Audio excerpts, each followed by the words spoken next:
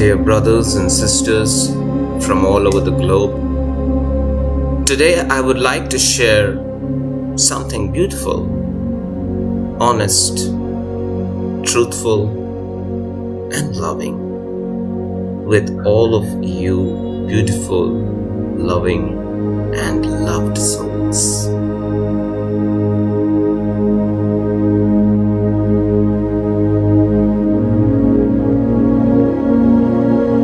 We together would share on Bindu, or central pinpoint, of the very subtle energy mechanism within us, or the yantra or the sheath which lies within each one of us human beings. While the sages and yogis have tried to be still at the pinpoint, to sit in an asana at this pinpoint, they have tried to convert this very pinpoint as an asana, inner asana.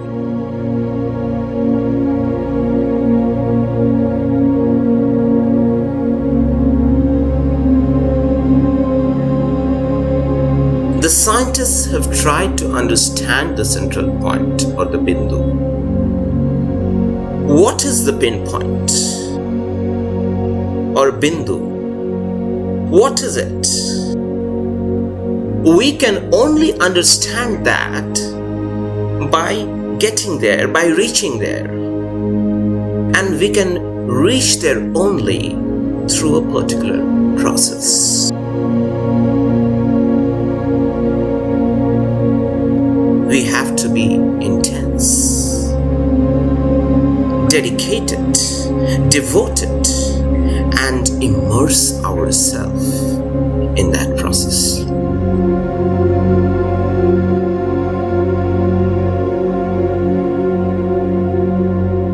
We have to understand one thing at the very outset, that whoever reaches there, whoever reaches the Bindu, does not chase it.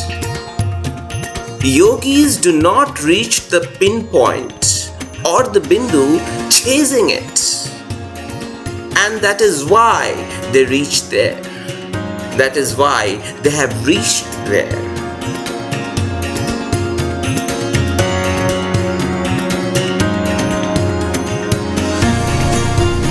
So how do you get there? Yogis and yoginis reach this pinpoint or Bindu spontaneously, automatically, through Kriya. It is effortless. No effort.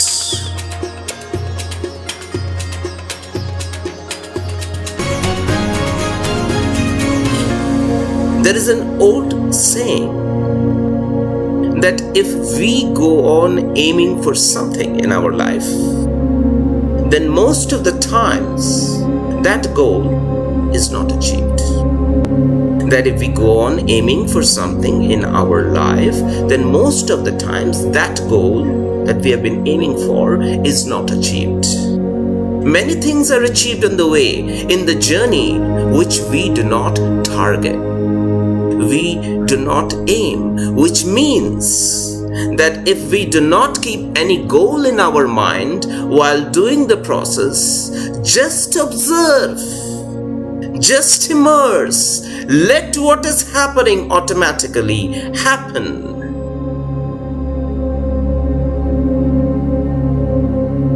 Allow, then our consciousness will reach somewhere or the other. Somewhere nice, somewhere blissful, somewhere inexplicable, somewhere very deep, very subtle, somewhere fantastic, somewhere ultimate. It reaches the place which is called a central point or pinpoint or Bindu, whatever you want to call it.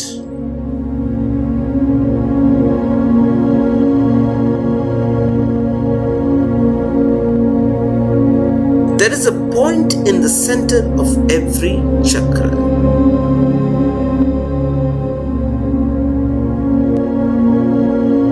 Even the energy called Kundalini has points in the centers of the various shapes and patterns that it keeps taking place, that it keeps manifesting itself into.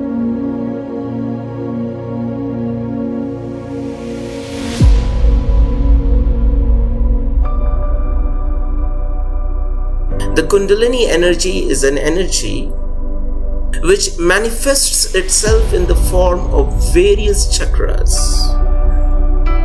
It is an energy that gets utilized and that is efficient to attain any kind of goal, whether it is dharma, artha, kama or moksha.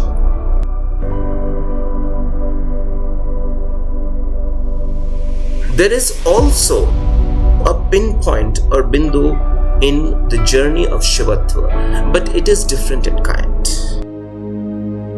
Actually, Shivatva itself is like the central eye, where everything is quiet, blissful, and yet you can know anything and everything from here. Shivatva is the pinnacle of all subjects.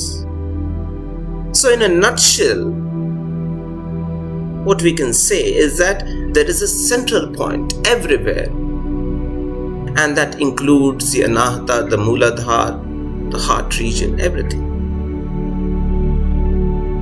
Even the sahasrara, the central point within the point, that is the pinpoint within the pinpoint, the bindu within the bindu, is a very important place.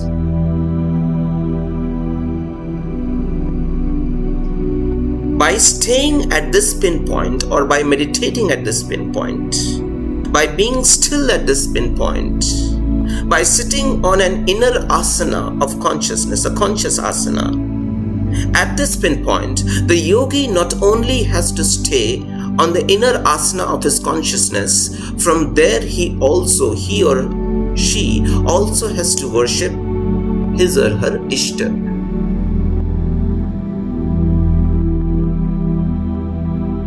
From there, he or she also has to recite the mantras, which again happen on their own. All the recitation will happen on its own. All the worship, whatever worship, will happen on its own. The Ishta will also happen on its own. Everything happens on its own. That is the journey of Kriya. One has to do all the worship which is called Dev Pujan. It is as simple as it sounds, but it all happens on its own. It is not that simple, but when it happens automatically, then everything becomes easy. But for things to be easy, even if it is automatic, it is spontaneous, it is very important to understand some things before starting the journey of yoga. Like letting go. Letting various phases of your lower self to slip away. Like walking away into the sunset. Allow the free flow. If we try to be possessive, not the natural free flow, not the downward free flow, but the more ascended free flow, the more deeper free flow, the subtler free flow, that free flow I'm talking about. I'm not talking about the free flow of the mind, but here we are talking about the free flow that happens due to Kriya. If we try to be possessive, then Kriya will not happen. If we have not allowed the Kriya, then we will never reach the central point or Bindu. Whenever we try to be in control or take extra precaution due to our fear of not entering and experiencing our own inner uncharted territories, there will be no worship, there will be no real chanting, there will be no real meditation, there will be no yoga. All this becomes very impossible, completely, totally impossible if we try to keep things under our mental control.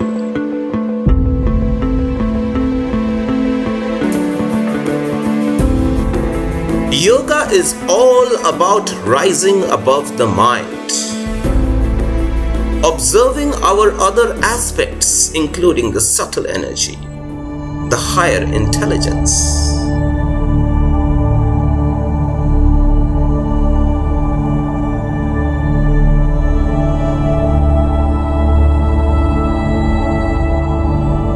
But yes, yoga definitely and most definitely talks about harmony. Harmony is very important. Everything should be in harmony. It is said that nothing should be imbalanced. In Hindi we say, सब कुछ सुर में होना चाहिए. Everything should be in balance. The world around us, look at the world around us. Everything is in balance in the solar system we are living in. In the same way, everything inside our body is also in balance, governed by a subtler intelligence. So we sleep every day on time, get up on time. As if a inner watch is there. Perform our actions on time. But when we start the journey of yoga, we start the journey of Kriya.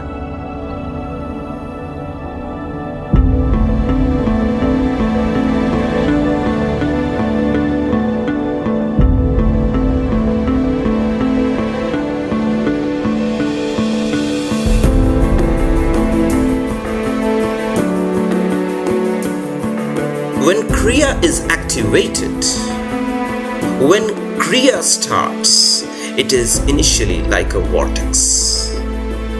It rotates and gradually its speed increases.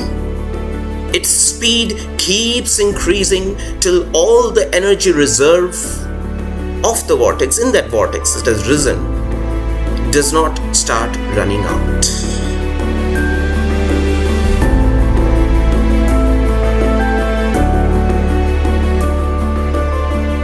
When energy starts running out, it slows down its speed very cleverly, so slowly that the movement almost ends.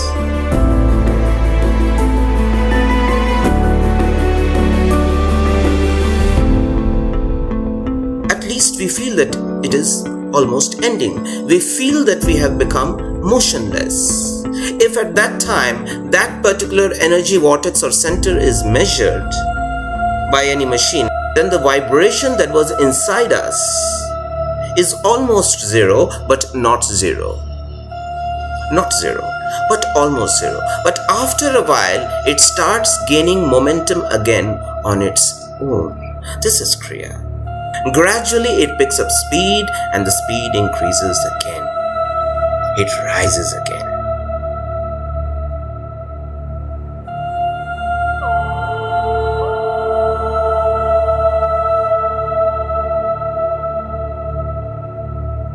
Again, when the energy starts running out, the speed starts to slow down.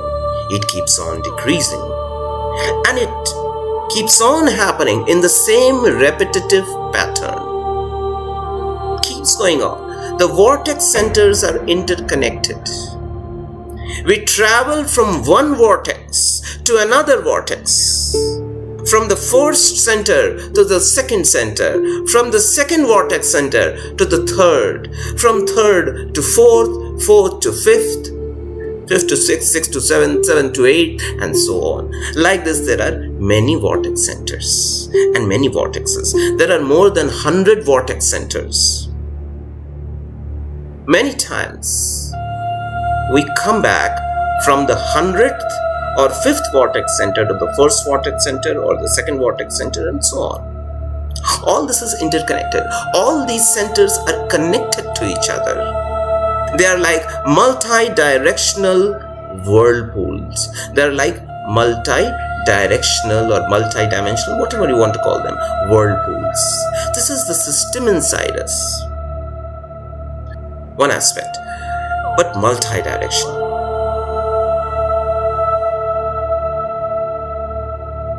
This is the system inside us.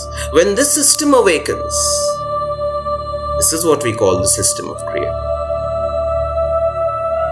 Then we can experience the movement of energy in the whole body. The whole body is not only active, vibrant, it is moving. In this vortex, there is also a void in the center of every vortex, where the motion ends, where we become calm. This also happens on its own. This also comes under Kriya. Kriya leads us to nothingness or the great silence, stillness that leads to bliss.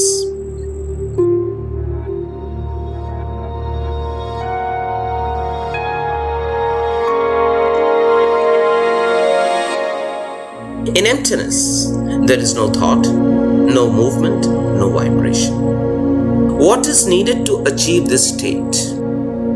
In order to achieve this state, in that vortex that lasts for a long time, we have to fully immerse ourselves into it.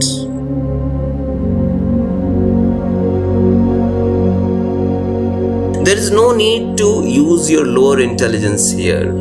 There is no need to get afraid here. There is no need to feel insecure here. Of course, it's uncharted territory, but there is no need to use your lower intelligence here in this process. We have to dedicate ourselves to the practice of yoga, to the practice of Kriya. We have to believe in Kriya. We have to take pleasure in Kriya itself or joy in Kriya itself. We have to ascend. We have to be fully active and become Kriyavan.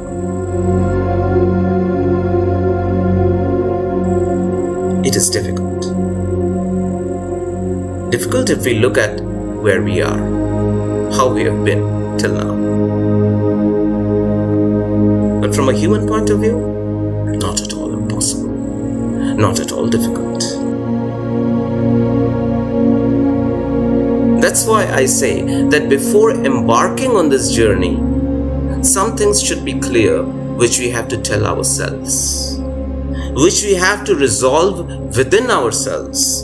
And this resolution should be a determination, which is like giving yourself a word. This word, this resolution, these words, this pledge, you do not have to give these words to anyone else. You have to give this word to yourself for your own welfare. For yourself, by yourself, that I dedicate myself to myself. I dedicate myself to my true higher self. It is very necessary.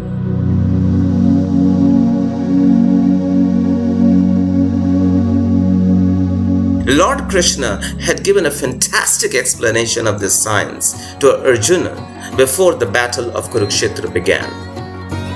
And guess what? That too in the middle of the battlefield. This was thousands of years back in time.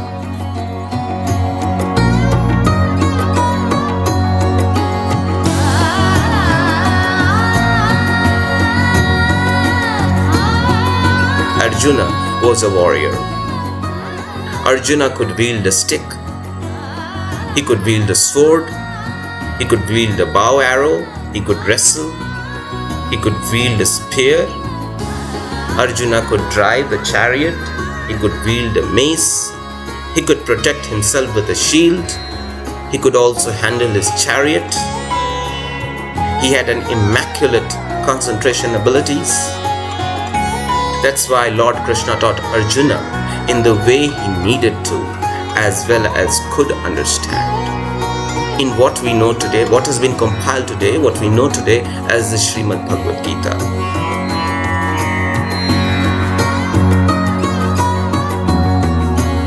But the Yogeshwar Lord Shri Krishna's experience was a lot more than this. In fact, it is immeasurable. His own presence is immeasurable.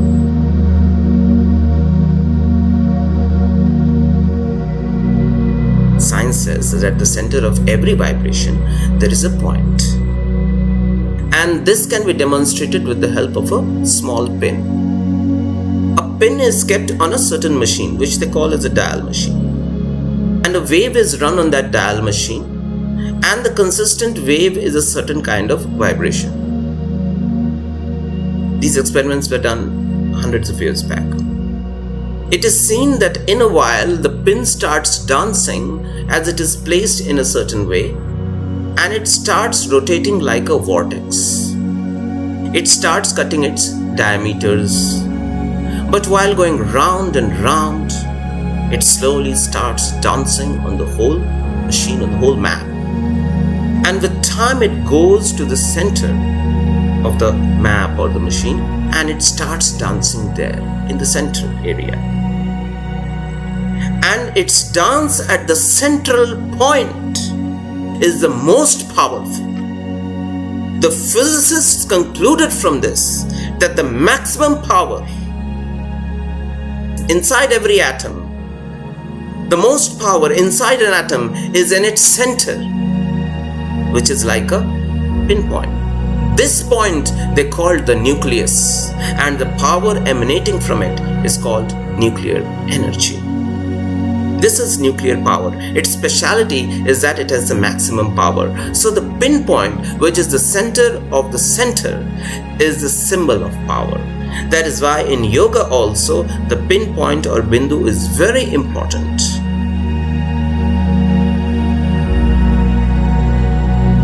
In the interpretation of the chakras, it is of tremendous significance in Yantra Vidya too.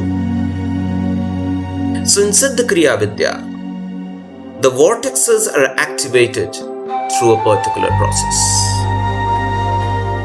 In Siddha Kriya Vidya, the vortexes are activated through a particular process. The vortex spirals into its center. But to go to the center, to stay in the center, we need a lot of faith to stay on the pinpoint or the central point. We have to let the flow happen freely.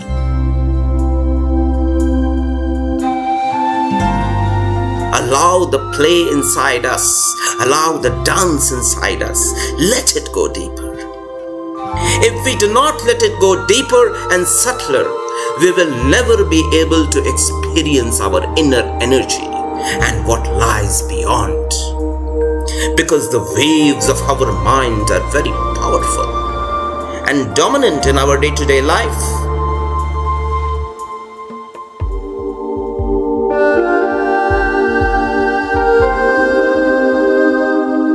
They exercise different kinds of control, some of which that arise out of our own attachments, our fears, our weaknesses, our lust, our greed, our insecurities, and so on. They kind of create horses who can only look ahead, neither left nor right.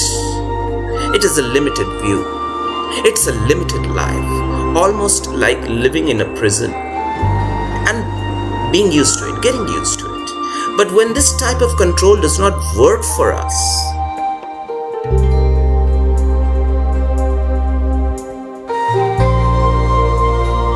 then we start seeking freedom, peace, and bliss if possible. Then we start seeking for spiritual pathways, yogic pathways. When this type of control is not able to give us all that we desire, then only we can seek the infinite.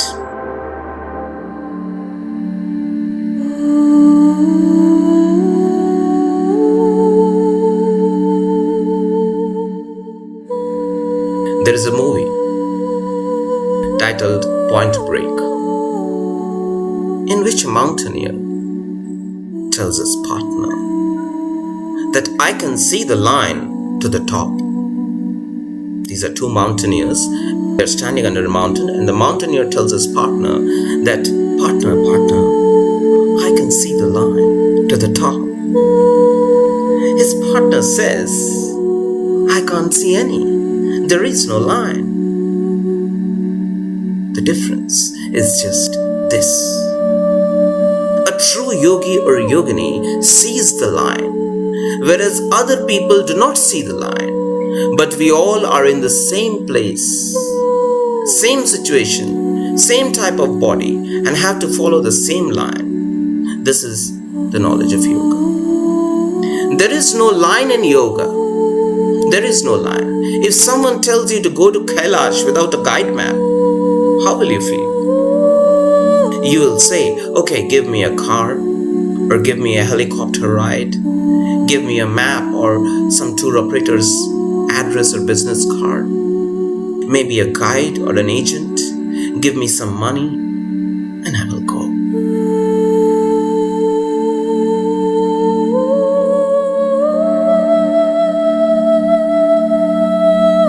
Lord Shiva and Mata Gauri's abode, that is Mount Kailash, or the Kailash Parvat.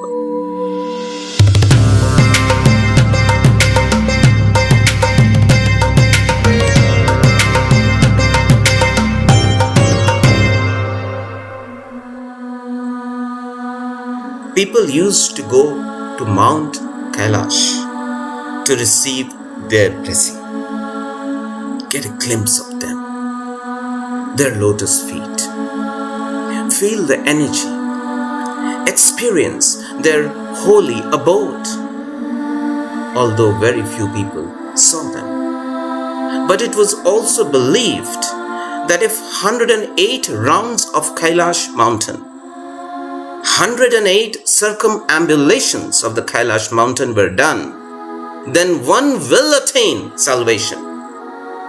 It is not easy to do 108 circumambulations of Mount Kailash. It's huge. It is equal to impossible, but it is not that no one has done it. In all these thousands and thousands and thousands and thousands of years, many have done it.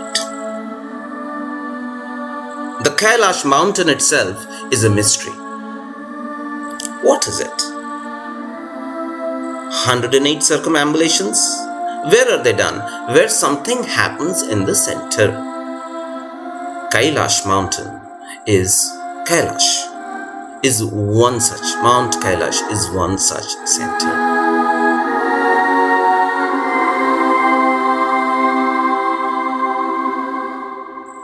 It is like a central point. It is a mountain resting on the earth, which is like a physical central point of this planetary body, which is a tremendous energy center, or the tip of a tremendous energy center. If you go near the point and you are fully activated, you will automatically be attracted to circumambulations, or maybe 108 circumambulations. It is a very beautiful thing.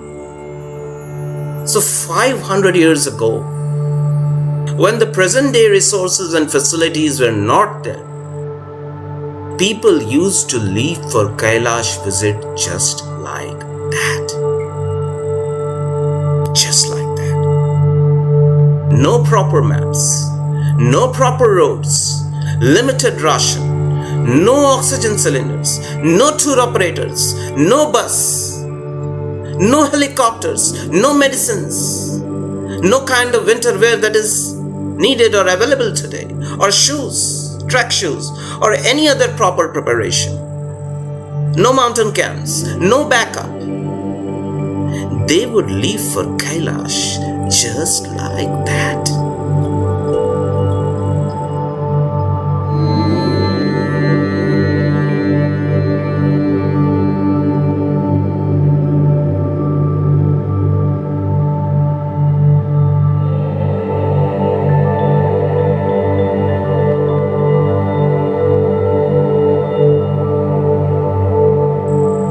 Many used to go, some used to reach, but could not return. People back home would say that maybe they have attained salvation. We do not know what happened to them. There were some people who were able to return home. They told the story of Kailash. Some of them used to tell a false story, because when they went there, 108 circumambulations was far away. Even one circumambulation proved difficult for them. But there were some who remained alive even after doing 108 circumambulations. They knew everything, but most of them would stay silent, and they stay silent.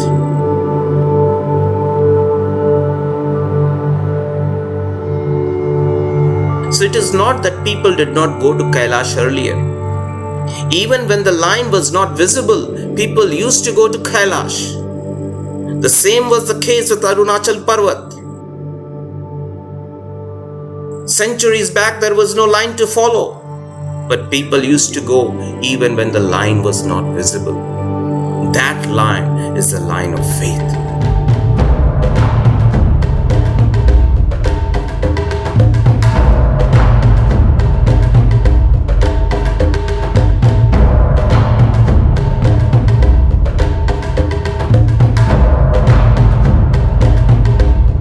We have to believe, and we have to move forward on the basis of faith. Whatever happens inside us, we have to believe that what happens doesn't show us the line materially. It just keeps on getting subtler and subtler. It never shows us the line even when we reach the void. We will not see any line even when we are immersed in Shivatva. We will not. That is yoga. Om Trayambako Babaji, Gururmurtihi, Devaya, Namaha. Om Trayambako, Om Trayambako Babaji, Gururmurtihi, Devaya, Namaha. Trayambaka Babaji Gururmurtihi Devaya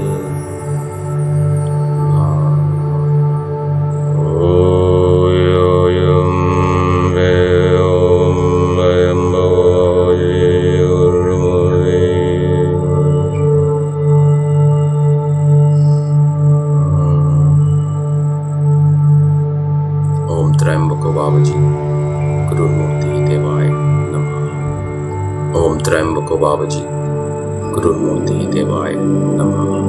Om Trayambako Babaji